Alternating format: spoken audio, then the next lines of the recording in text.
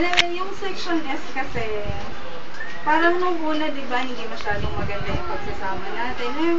Very strict talaga. Pero, I have learned to open my heart. Nakita ko yung kakulitan nyo kasi.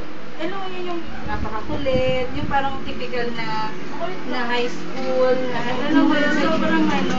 Pero, palagi kong sinasabi sa advisor nyo na, napaka-pure kasi ng heart ng mga batang yan. Pagkatapos mong pagalitan, wala na sa kanila. In example ko nga si Miss Rai, alam mo yung batang yan, palagi kong pinagsasabihan, pero nakangiti pa rin.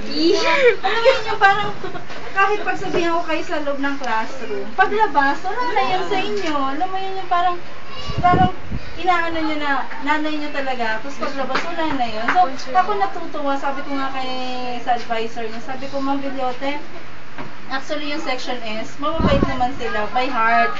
Makukulit nga sila, pero pure ang heart nila, napakabait nila. Kasi, ma'am, sa totoo lang, sa lahat ngayong year na to, sila parati ang napapagalitan ko. Pero, never silang nag-retaliate dun sa mga sinasabi ko sa kanila.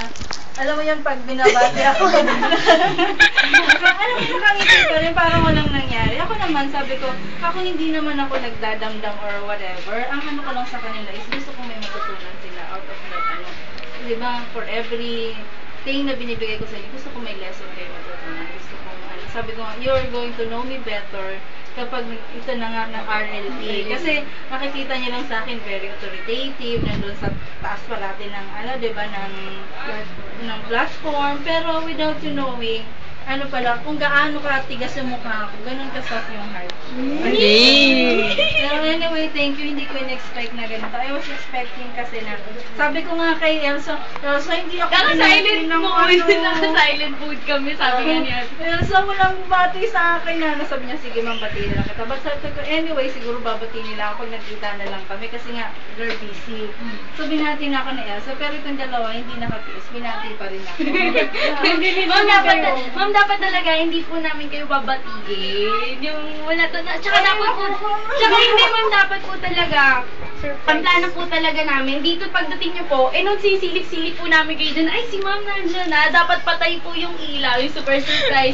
Tapos yung pangalawa po naming idea, dapat sa loob po ng DRF, sabi po ni July, baka may patient, sige wag na lang. Tapos ngayon, biglaan lang po na, habang nagdi-discuss kayo, nung nagsusulat ako na tumayo dun sa sarap at lalabas sila. Wala. Yung iba kasi yung estudyante ko, I have may konti akong idea, bakit kaya pero ako, I don't have the slightest idea na ganun yung gagawin niyo sa akin.